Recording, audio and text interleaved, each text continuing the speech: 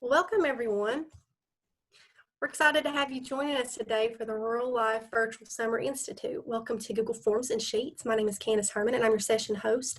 I'm here to support the session presenter, who I'll introduce shortly, offer technical assistance to participants, as well as share the session evaluation and certificate information at the end of the session. Please don't hesitate to use the chat if you need to ask questions or request technical support. And at this time, I'll introduce you to your session presenter, Aaron Wood. Hey y'all, I'm excited to work with you guys today. What I've done is on the chat on the far side, I'm sorry I copy and pasted it so many times, but that kind of gives you a pre-session questionnaire about what we're going to talk about today, some things I can kind of tool in order to go through this. I'm excited. We're at 19 participants, and I know that includes some session hosts and whatnot, so hopefully this smaller of a group will allow us to have a little bit more of a discussion type approach, and I can really tool a lot of things exactly to how you guys would like to use it. Like it was mentioned, we're going to be looking at Google Forms and Sheets today. Tomorrow, I believe I'll be doing another session on Docs and Slides, so we can kind of look at those things. And then thankfully, they've posted all the resource material. I've copied the presentation link for you in the chat as well and sent it that way. And as we go forward, if you have any questions or concerns or things are going on, please don't hesitate to use that chat function. I'll be keeping an eye on that as we go forward, so that way we can kind of keep that communication going and going along that way. But what I'm going to do is I'm going to go ahead and I'm going to start to share my screen with you so that way you guys can see what's going on. The thing is I've got multiple screens going on, so if I'm not looking at the camera, don't hate me. It's just the fact I'm looking on a different screen so I can see what you guys are seeing and bring it across at the same time. So just a little bit about me. So my name's Aaron Wood. I'm currently the assistant principal at Fairmont Elementary School in Johnson City. On this slide, you have my contact information on Twitter. You also have my email address if you want to follow up with anything, or if you're working on something and it's not working right and you want to share that with me so I can help you through that process. I don't mind to do that either. Prior to being at Fairmont, I was a high school testing coordinator for about 5 years. So I worked on AP, ACT, all the different state tests along those lines, scheduling those for Science Hill High School. And then prior to that, I taught biology and chemistry as well. So I've kind of run the gamut of pre-K grades through 12th grade, so I can kind of look at things from different perspectives. And based off those survey results I received in, we have a lot of 6th through 8th grade, with, of course, some bookends on either side of pre-K through 5th and also 9th through 12th. So I'm going to try to gear a lot of my stuff towards some students who can be self-sufficient on there, but also some who need some scaffolding as well, especially with those beginning 6th graders. But that's my contact information in case you need anything from me or in case I can help you out with anything. That way you have that, and it's also on that slide deck that's been copied, so that way you guys can have that as a resource as well. So the easiest thing I've noticed when it comes to Google is not necessarily hearing about it, but seeing it. So what I'm going to do is I'm going to go ahead and walk through some things. The presentation is going to be a lot of the bare bones of how the steps I took are, so you can remember how to do those as we go forward.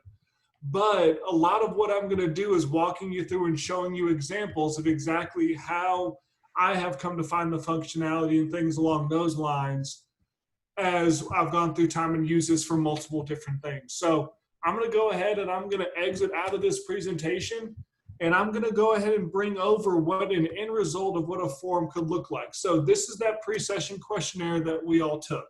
So this is the end result, or the results of that I just collected within maybe, I mean, what was that, 5-10 minutes, if that, and it took you guys about 30 seconds to a minute to fill this out. So what you can see is, of the 10 responses I have, 1 is pre-K through 5th, 1 is 8 or 6 through 8th, and 1 is 9 through 12th.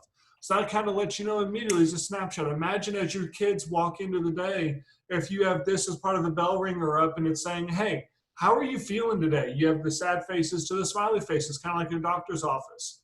You can look at those things, get immediate results back. And as you can tell, I didn't do anything to find names on this. So I wanted it to stay anonymous, so that way we could do that.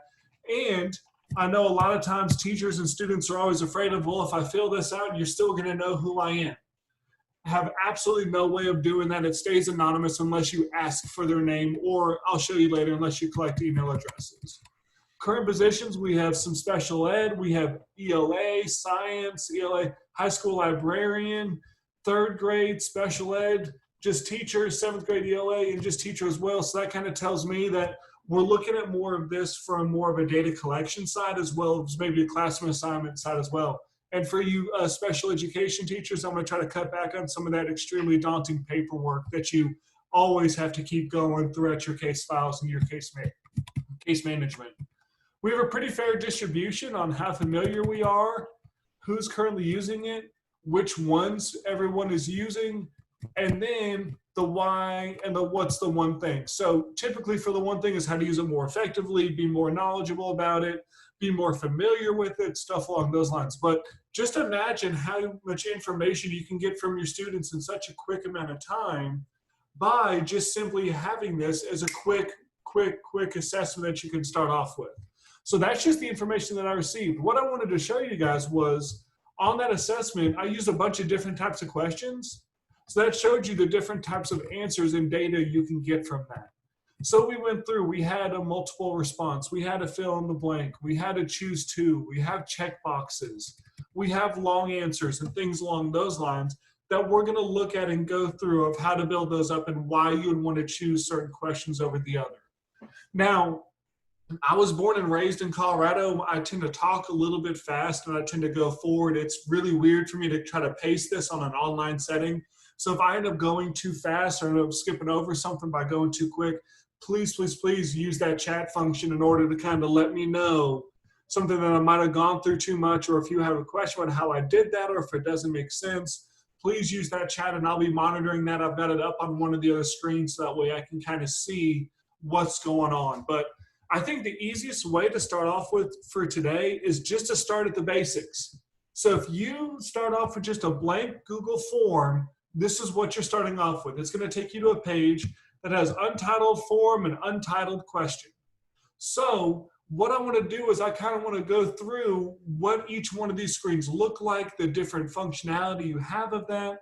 And then we're going to look at Google Sheets because of the data collection on the back end. And then we're going to look at how you can manipulate that data from your sheets into more actionable data, which is what we all want to collect for, is to have that actionable data that allows us to make those classroom decisions and those curricular decisions that really change and really make that data impactful. So the first thing first is anytime you create something, it's going to be an untitled form. So if you just click up the top here, we can create this form title into anything you want. So right now we're doing a nice longer VSI Virtual Summer Institute. So I'm just going to leave that as the title. If you notice, if I click off that, up here at the top, it's going to name that file the same thing. So you can rename any file either by clicking up here or changing the title here. You can add a description of this form. So this is our practice Google form for our presentation. So you can go through that way. So you can make that as big, beefed out as you want, or as really short and succinct. I've noticed that a lot of times people don't really read that, but if you want to put like a couple steps as to please fill this out, to collect your parent contact information, or let's say that you want to have parents who want to request a parent-teacher conference and you don't want to have to really rely on phone calls in order to do that, we can build out a Google form and I'll show you how to do that. That will collect that information for you that the parents can just fill out and request, so you can really cut back on the amount of time that it takes to do that. So let's say that that was our goal. Let's say that our goal was to build a form that we wanted to have parents be able to reach out and say, hey, let's just have a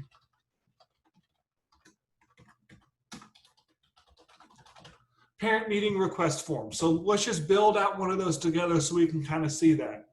So first thing we would like to do is, who is the student?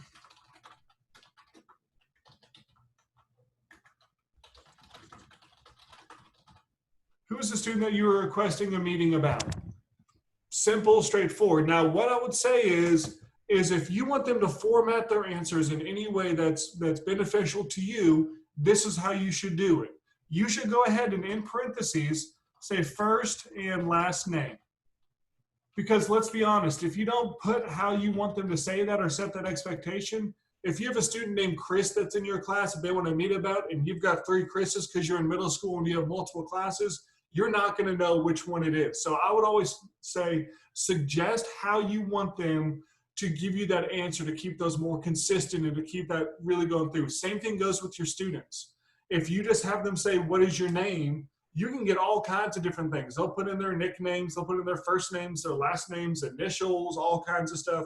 If you set that expectation and they see that on the question, typically speaking, they'll have a little bit more accountability and you'll get some more consistent data. So you won't have to manipulate that data as much as you possibly could.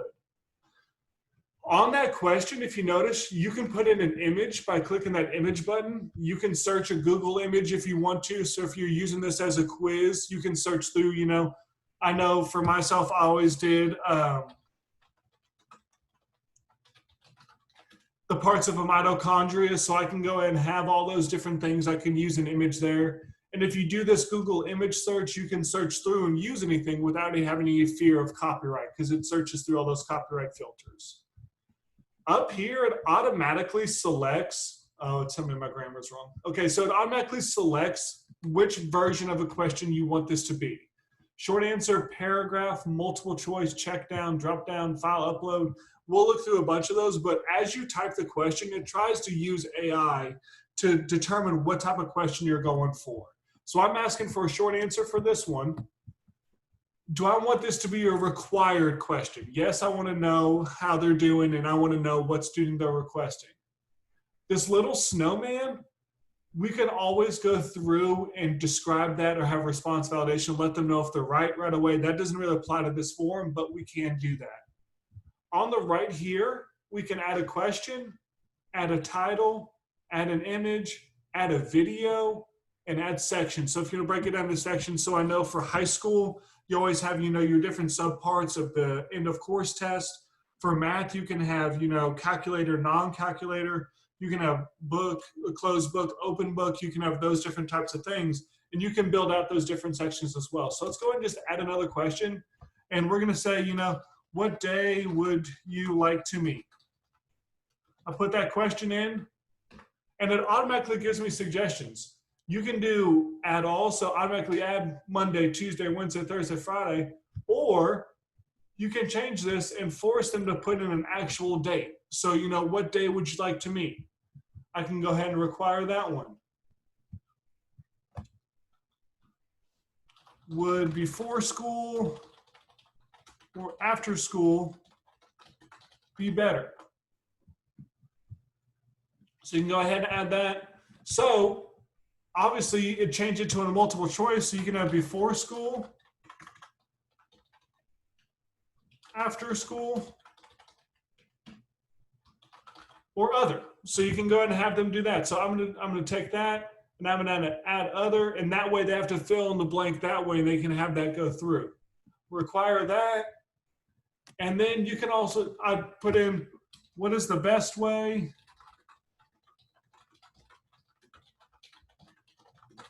What's the best way to get into contact with you? And then leave that as a short answer. So that way they can say phone, email, and then you can have them provide that as well. So let's just say that we have this and we have an online course that we want to have this. So I have a website that my students normally go to and I have my parents have the ability to do that. If I just have a stagnant link on there, having them go to this form, I can make sure that at any time they can go and fill out this form. But what we're going to do is we're going to look at a couple of the different things. So as we have this, if you go up here into the corner, you have this kind of artist tablet, or I don't know what the actual name of it, I think it's a palette is the actual name of that logo. So if you click on that, you can customize the theme. Now I know going from high school to elementary school, one of the big changes I had is that all the stuff in elementary school is really cutesy. So I had to really amp up how it looked, that kind of stuff. I know that I'm at the high school, I was all color coordinated and it worked for what was best for me, but elementary level, you can kind of go about it that way. There's a lot of different ways that you can choose the theme. So you can choose just a basic color. So if I change it to, let's say, light blue, it'll change the background, all the fonts, all that kind of stuff. But one of the cool things is you can choose an image. So if you choose an image, it has all of these pre-built themes based off all different things. So they have categories. So you have, work and school, you have all these different things, birthday, you can have that. Let's say you're doing a student about me and you don't want to have them fill out those forms or those papers that you're going to lose. You can put a link to a Google form on there. For the librarians, let's say you want to have a book request form. You can have that and they can request what kind of books that they would like to have in the library that you may not have yet. Or you can have technology requests. Like let's say that they have, you're working with Osmos and all those different things and you want them to have a way to request those. You can have a form on there that says technology request form. And you can change the theme to all those to what suits best. Now, I know as a biology and chemistry teacher, these Erlenmeyer flasks always were the ones that were my go-to. So if I go and I choose that theme, if you notice, it changes the top here and it changes the color palette as well. What I've done for some other schools is if I cancel out of this, I can choose an image. And if I'm going to upload an image, I'm going to go ahead and let's say that I'm going to upload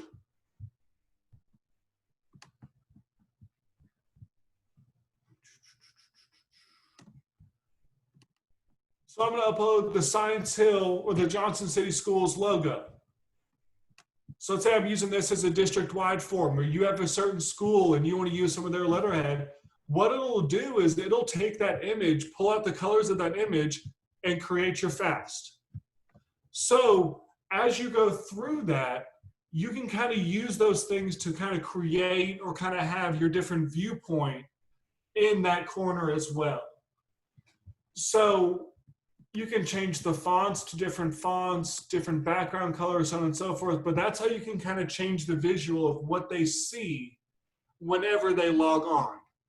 So once you have your form kind of set up to what you would like it to look like, there's this eyeball right here that's the preview button. So if I click this preview button, what it's going to do is it's going to open up what anybody will see if they click on the link. So you can really look at this as, number one, what is it going to look like when anybody uses it? Or what I think is one of the best things about this is if you click that preview, you can fill this out yourself and add that data to the part. So let's say I want to have a meeting about me. I want to meet today, after school, and the best way to get in contact with me is by email. If I click submit for that, just like I was somebody who was submitting it, I get to that part, and if I look back at my form, I've got a response in that. So it gives you that data right away. So if you have that, so I know for myself, for my special ed teachers, I built a form that was requesting accommodations for testing. And I would have them fill out that form for, does a student need extended time? Do they need read aloud? Do they need, rest time and breaks? So I can kind of keep that data going. And you can have them fill out that form and create that in your data. It gets collected right away. Now notice the different question types. So we had the short answer, so that's how that appears. The date, it'll kind of start to fill out across and have the different days and the numbers that are requesting. Before or after school, it goes right into a pie chart. And then the best way to get a response was another short answer. So that shows you that data as well. So there's 3 different ways to look at your data within forms. Number 1 is a summary level. So what does everybody look like? So if I go back to that pre-session questionnaire that we filled out, summary level is what every single response looked like. If I go to the question level, I can see how many responses were for each individual question. So if you're doing this as like a quiz, you can go through and you can get that data analysis of, okay, the correct answer was B. How many people put A? How many people put C? How many people put D? That kind of thing. You can go through on a question by question basis to see how many of the things you had similar. So you can look at an individual question, or you can look at what an individual's entire response looked like. So if you're looking at this for, for meeting requests, you can look at it for what that one individual requested. So the first person who filled this out was a 7th and 8th grade ELA teacher. They were 3 out of 5. They're not currently using it. They're regularly using Docs, Drive, and Slides. And so you can kind of look at an individual basis for who's doing what, and you can look at it that way. However, if you notice on responses, there's this little green kind of box in the corner. That green box is really the most powerful button you're going to have when it comes to data analysis. So if I click that, what it's going to do is it's going to show me what the responses are in a Google Sheet. So it makes an Excel type file that you can see all the responses. Now, this one looks like pure chaos, and I understand that. The reason being is I use this same questionnaire form for every single time I give one of these presentations. I see those questions, I clear out the responses, but if you notice, there's backup files from every single day. So I gave a presentation on the 10th, the 17th, the 23rd, which is today, and inside of this, it saves all of those. I've used this before in the past, and I've saved those before. So 6-9, I've saved those responses. But what it does is every single question that's on the form, it creates a column for. So we have all the questions. Now, in the past, I've collected email addresses. So when I work with teachers inside of our district, and I need to go ahead and issue them certificates, this helps me collect their email addresses so I can talk to them that way.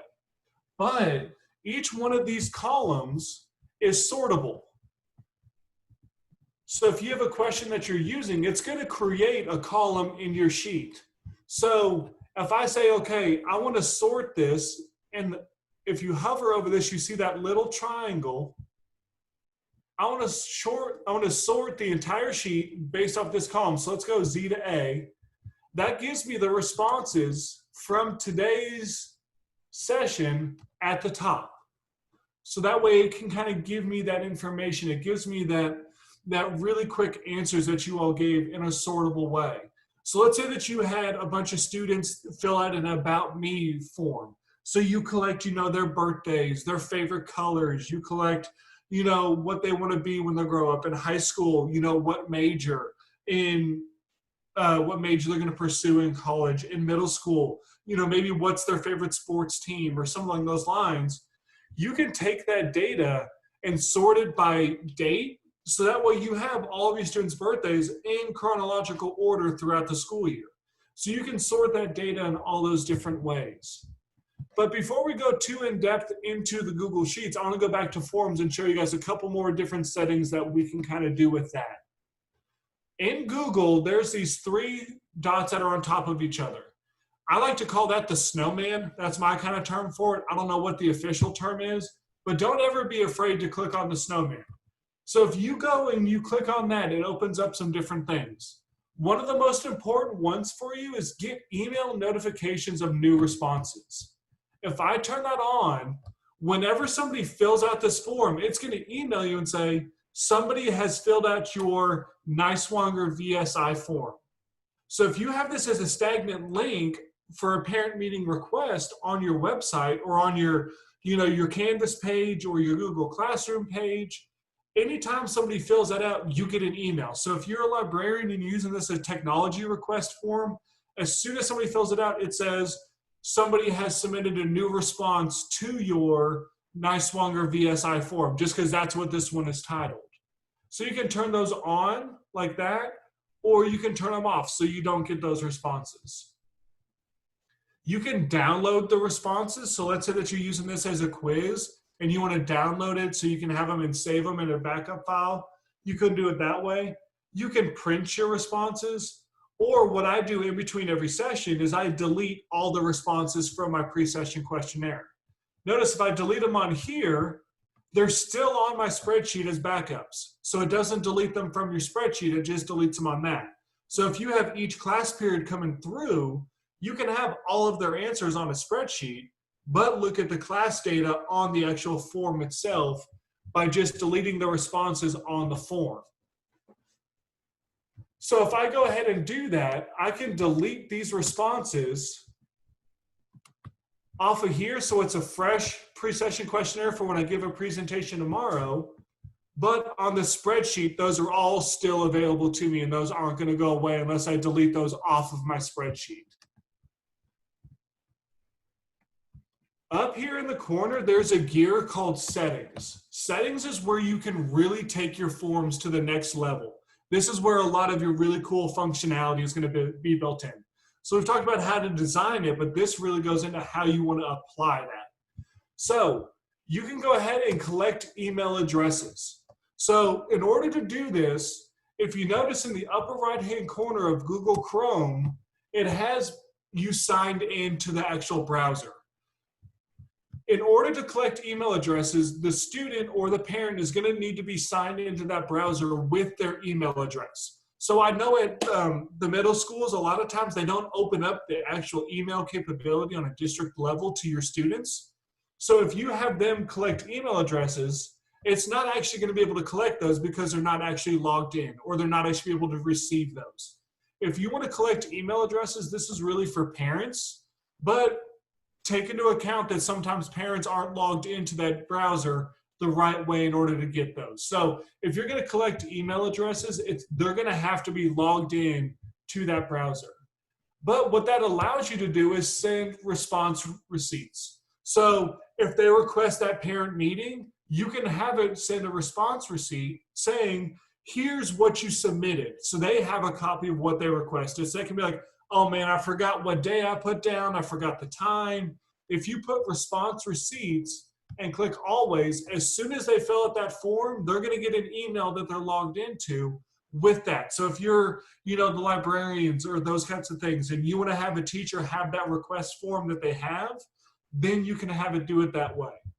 Privacy-wise, you can go ahead and restrict a form to certain school districts or certain things. So Johnson City Schools has enabled it to where you can restrict a form so you don't have outside students being able to access this.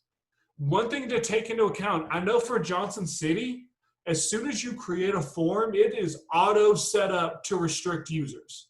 So if you create any form, so if I go to that form I created today, and under settings, if you notice, it is clicked on that says that it is restricted for Johnson City Schools. It is preset for our district that anything you make is like that. If you sent this out to parents, they're not going to be able to see that because they're not logged in with a trusted domain. So make sure that if you are in there, you unclick that if you're sending this to parents, or if you don't want to have to worry about students being able to log in, because if they do that, it's going to pop up a website that says you do not have access to this form. So if I go ahead and I restrict that, and what I'm going to do is I'm going to open up a browser where I'm logged in with my personal account. And I'm going to go ahead, and this is just so I can copy this link.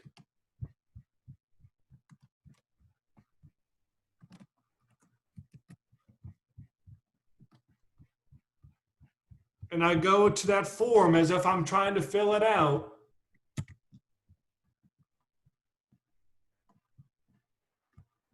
It's going to have me try to log in order to be able to access that. So it's going to say, you're not within the district, you don't have access to that form. Whereas if I went ahead and I just went back and unrestricted that to where anybody could access it,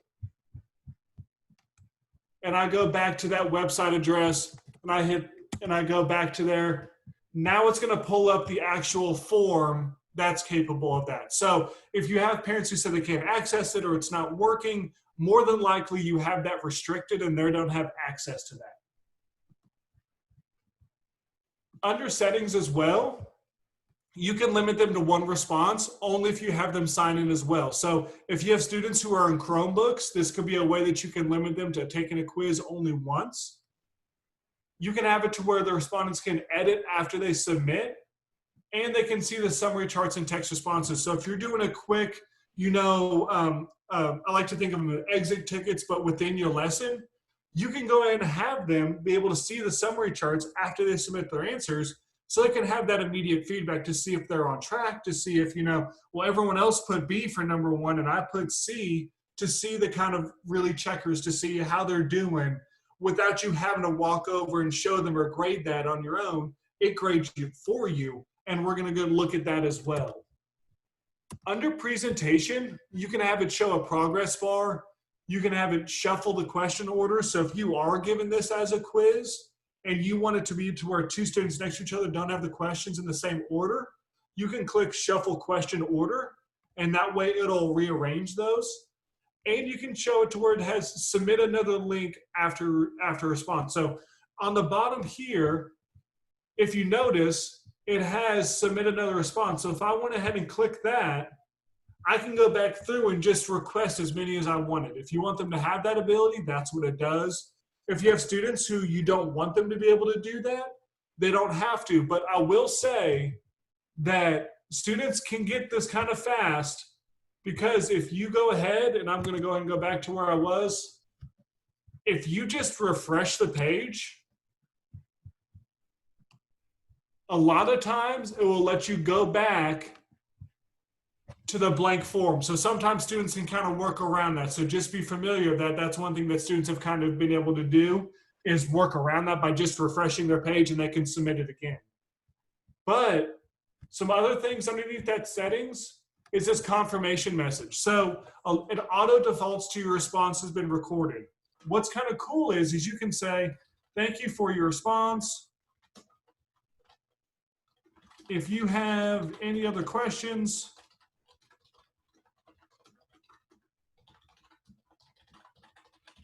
please email me at wood@jcschools.org.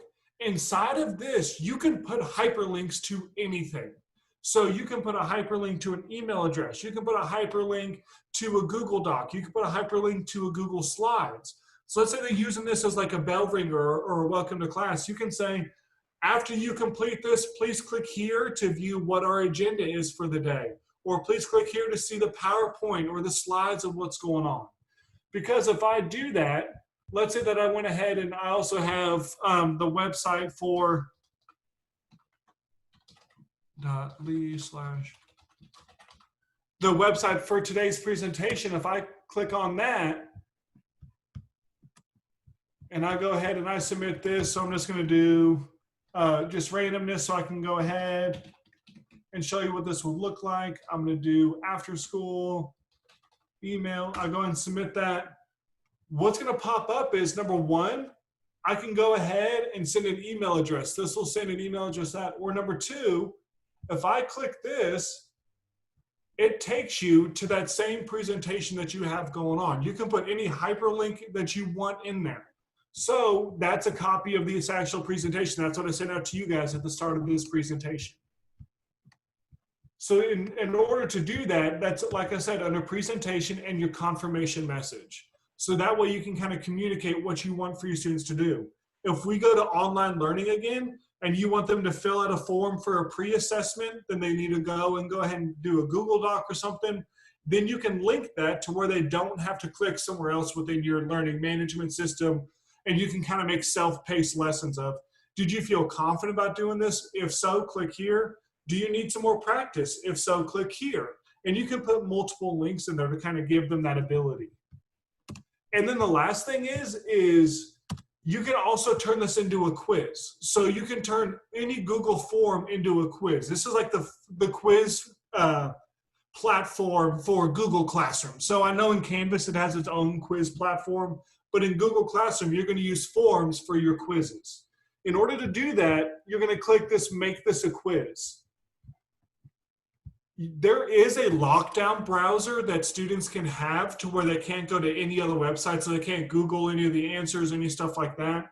But the biggest thing about that, and it says this here, is respondents must take this quiz using a managed Chromebook. So for that to be the case, it has to be a Chromebook that is provided by your district and is under the district filtering policy. So you can't lock down, if mom went out and bought a Chromebook for your student, it will not lock down their screen. It will only lock down ones that are part of the district hierarchy that is provided. So if you have a class set of Chromebooks, you can lock those down. But if it's a personal Chromebook that the parents have at home, you will not have the ability to lock that down by turning on this locked mode because it's not managed by the same district and organization that you're setting up this form under. You can go ahead and have them have their grade immediately. So you can, as soon as they fill it out, they know exactly how they do. To do that, that's under this release grade. Or you can turn it as you want to have them release the grade later after manual review. So let's say that you have a short answer that you want to grade first. You can go ahead and turn that on as well.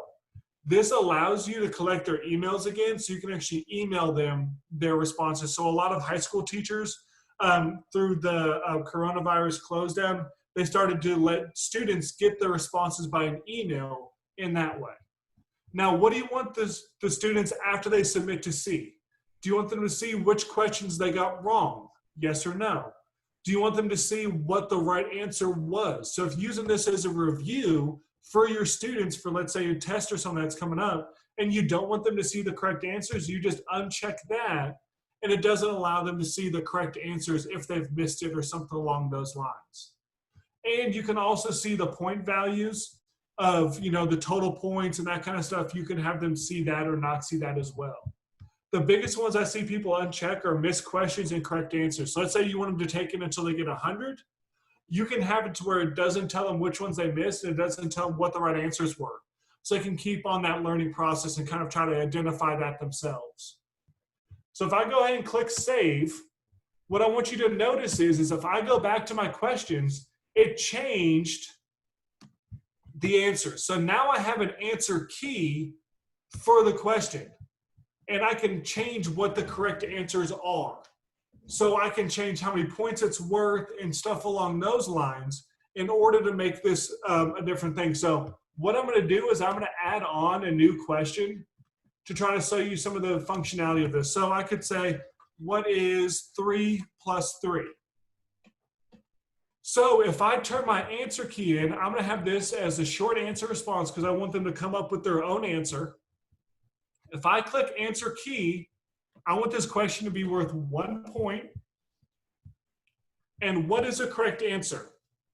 I could put 6, okay? I could type out the word 6. Let's say that I misspell the word, SXI. Let's say that I have, some of my students who really want things to have their P's and Q's. I can have them say equal 6 and stuff along those lines. So I can say, these are right. Now, let's say that I'm very confident in my answers, and I say that all other answers are incorrect.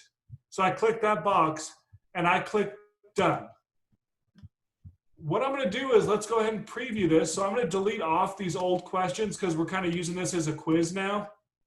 So I'm going to delete these off so that way they're not in the way, and it kind of speeds up some time for us. So I'm going to delete that off, and I go to this preview. Notice it's having me put in my email address. That's because I said I will release the responses later. So the students would type in their email address. What is 3 plus 3? Okay, now I'm going to go ahead and put in an answer that I know is going to give me the response I want. So I'm going to say capital S-I-X for 6. And I click submit. If I go back to that form and I look at the responses, notice that it marked this one wrong. So if I go to my individuals and I go to the very last one, because that's the last one that was submitted, it marked capital SIX wrong because it was not one of the options that was a correct answer. So case does matter in this. So I know that there's been some social studies and history teachers who have put George Washington as an answer, but the students put that answer, but they don't capitalize it. Notice if you click that, it will make that to where anything outside of there is not correct. So if you have that situation, that's going to be auto-graded that way. So that's just something to keep in mind as you go forward when it comes to building your questions and making your quiz. So if I had SIX as a correct answer, and I go back to my responses, now it's telling me that that answer is correct. So notice that the case sensitivity of that does apply to your answers. So that's a really fast overview of all the things you can use Google Forms for. But I would like to think of Google Forms as a way to create a Google Sheet that you're actually going to analyze or use. So what I've done is I have a copy of just sample data that I've collected from different stuff or that I've found online. So this is just a sample Google Sheet that, let's say, that you collected from that. So I have what schools would look like, and then I have, what student data looks like. So this would be like if you had students who were filling this out in a college class, what's your name, what's your gender, what grade level in school are you, what state are you from, what's your major, and what extracurricular activity do you do? Now, the awesome part about Google is it is so easy to make data analysis so very, very, very fast. So if I highlight the data, so I highlight all the data that I want this to apply to. In the bottom right-hand corner, there's this explore function. This explore function is going to be your best friend when it comes to analyzing data. Because if I click on that, notice that it brings out this whole menu. So it has different formatting, different pivot tables already, so different charts and stuff that's already pre-built based off that data. Different analysis, different charts that you can input. So let's say that, what's something that I want to know from this data? So let's say that I want to know how many students are female and juniors. So as I type, notice underneath it starts to predict what's going on. So if I click that and I just hit enter to search it, what it does is it actually builds out a formula for you to find that answer. Now, I've gone through the wormhole of coding these things for hours. I've spent like 2 or 3 hours trying to find the exact formula to do exactly what I want. And I really wish I would have known about this because it would have saved me a lot of time. Because if I click on this, it's really, really small on my screen. I'm sorry for that. I'm hoping you guys can see it a little bit better. It has this C formula hyperlink. I can click that, and it gives me the actual formula that it takes to come up with that data result. You can copy and paste that. You can put it wherever you want. So if I go ahead, I click that, it copies it. In this cell, let's say that's where I want it. I paste it. I hit enter. Boom. There's my formula in a cell. Done, rocking and rolling. You can say how many of my students scored above a 70. How many of my students scored below a 70? You can say any of those different types of things because you want to know what's the most frequent gender. It can go ahead and it shows you the formula. Now, I know that I would mess that formula up like crazy. I'd put parentheses in the wrong place, all that kind of stuff, but that gives you that. So if I go back, let's say that, my administrator really likes to see charts. They're one of those chart people. They really like to see that stuff.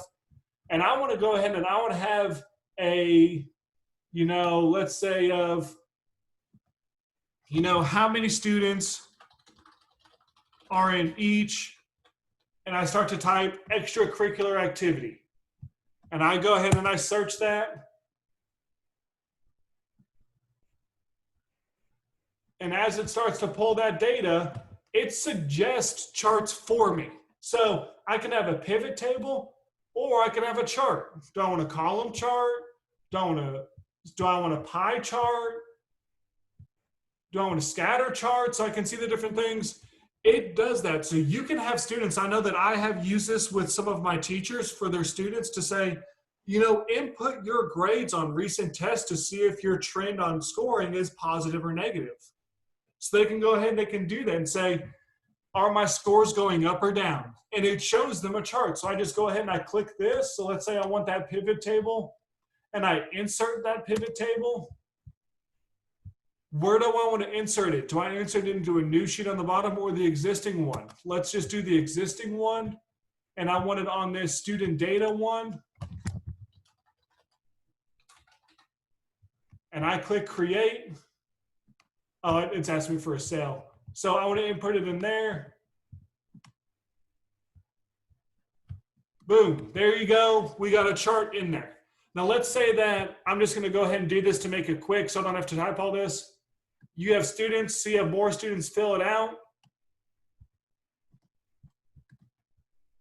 Notice it goes ahead and it auto changes the data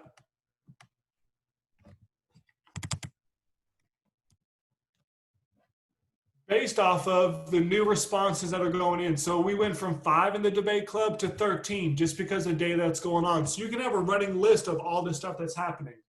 And those data, those charts are so easy to incorporate and to add in there.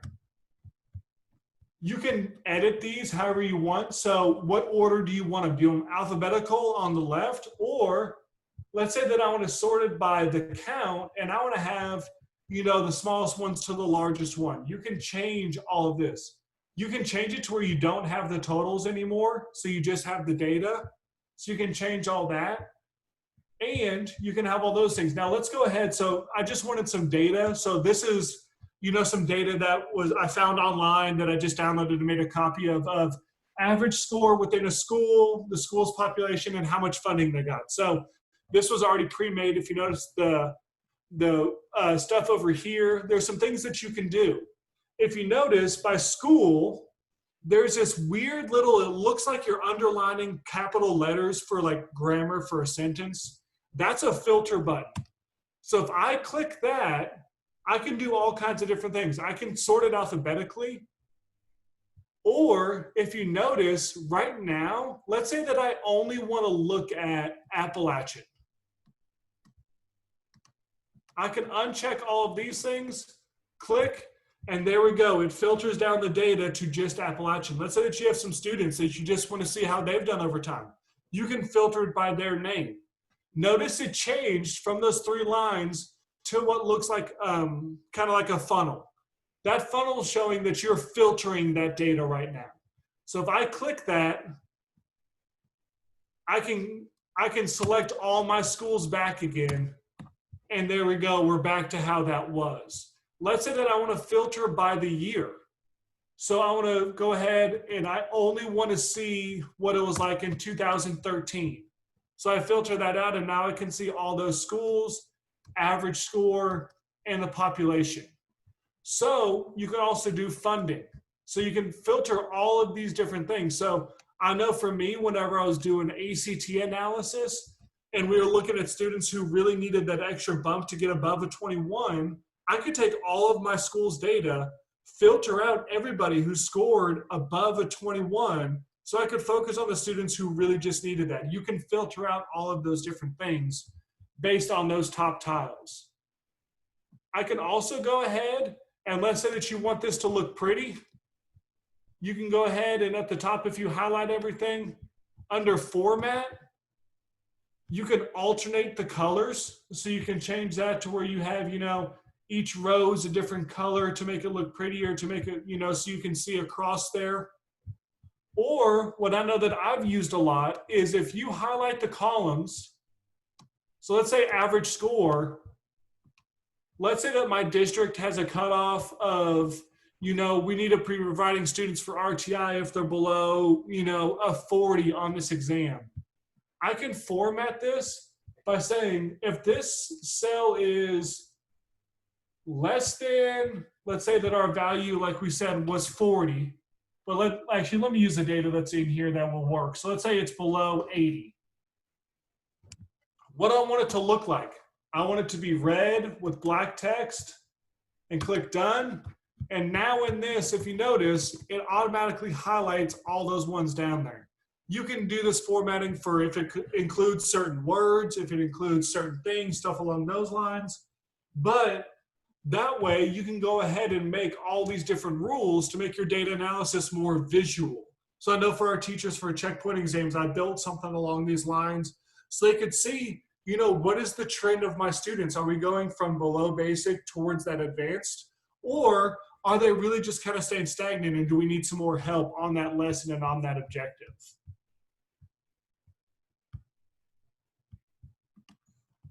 And like I said, guys, this presentation shows you all the different steps to do every single thing that I did. So it has all the different things that are underneath that snowman. It has the general settings. It has the presentation settings, how to use forms for quizzes, different uses of forms.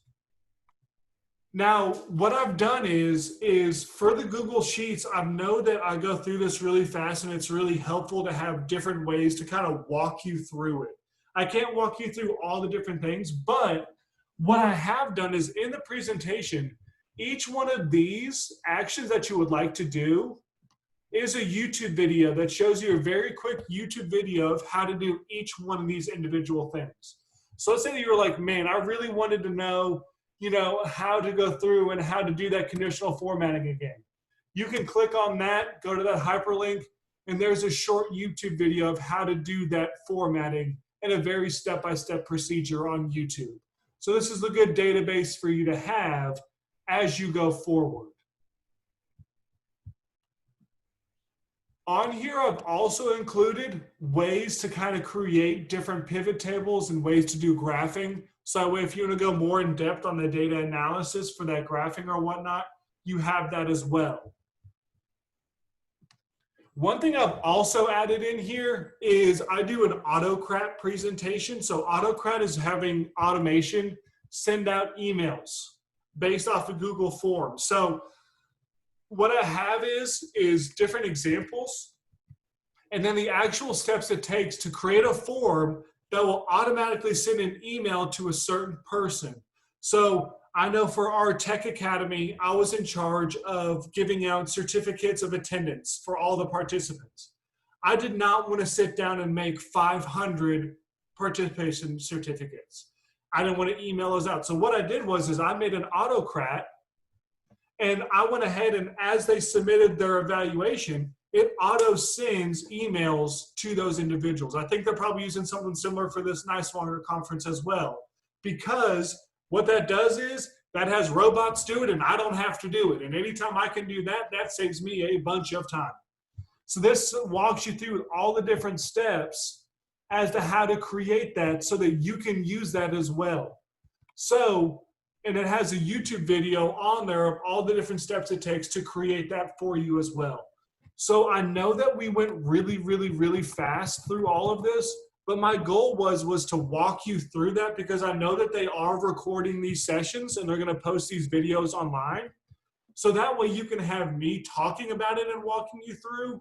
And then the presentation itself is a database for you to have access to all those different things that you want. The other thing is please feel free to reach out to me at any time. My contact information is, like I said, on that third slide, so that way you can have that. And then also, from my experience, if I don't know how to do something on Google, I Google it. And there's always someone out there that's way ahead of the game of trying to break Google and trying to build out those different things in order to have that. But I also want to be respectful of the 1 hour that I had you guys with. So I'm about 80 seconds short of that 1 hour. But I am more than willing, and I've blocked off my schedule to stay on here for the next 30 minutes to help answer any questions, any specific applications. If I went too fast through something, if I didn't talk exactly the way that you wanted me to in order to walk you through how to build an exact form that builds what you want or how to manipulate sheets in a certain way, I am more than willing to stay on here and help you out with that. But I do want to be respectful of those of you who plan for just the hour of this session to get that information and have that ability to come back and talk to me about different things that you would like as well. So I believe either Mr. Payne or Mrs. Herman, there we go, the evaluation form. Go ahead and fill that out. That gives me some really good feedback of things that I can go ahead and do and ways that I can go ahead and get that information and things I can do better. And it also gets the information for you to get your certificate of attendance. So go ahead and click on that, fill that out. It doesn't take nearly much time at all. And then, like I said, I'm on here. You're more than welcome to go ahead and ask me questions through the chat. Or at this point, you can unmute yourself and I can kind of talk to you individually. But I'm going to go ahead and stop sharing my screen until there is a reason for me to walk through something together so you don't have to awkwardly look at that potential uses of form slide again. So if there's any questions, please feel free to unmute yourself and ask those. or you're welcome to send those through the chat as well at this time. And Aaron, you were exactly right. We're using Autocrat. It saves us so much time. Oh yeah, because all I basically did was make a template of what we wanted the certificate to look like, and then you use these little tags to insert names and name of session, that type of thing, and then it just emails them out automatically. Really cool. It's amazing. I use that. I built that for discipline referrals for Science Hill. So as the teacher fills out an online discipline referral, it emails it to both the teacher and the appropriate administrator at the same time. So that saves a bunch of time as well. Denise, I see your question. Do people you send this to have a Google account? No, they do not, unless you're having them collect an email address without a question. So if you're having them collect an email address, they will have to have some way to provide that. Typically, it's by being logged into Google Chrome with whatever account that they have. But no, that's just based on your personal setup. If you just have a blank form and it's not requiring email addresses, Firefox, Internet Explorer, all that stuff, they can all access it, and they do not need to have a Google account in order to do that.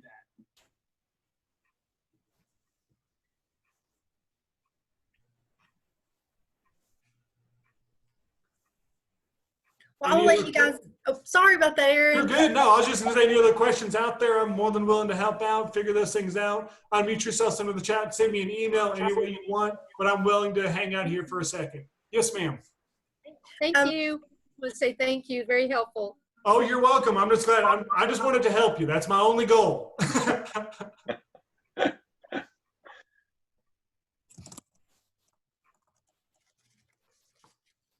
I just wanted to mention, you guys see this, it looks like John and I, we probably clicked enter at the same time. We've got that evaluation link for you guys in the comments. But John, I know you were tinkering with it earlier, but that's the same link, so they should be Same able. thing. It has not changed. It's the same.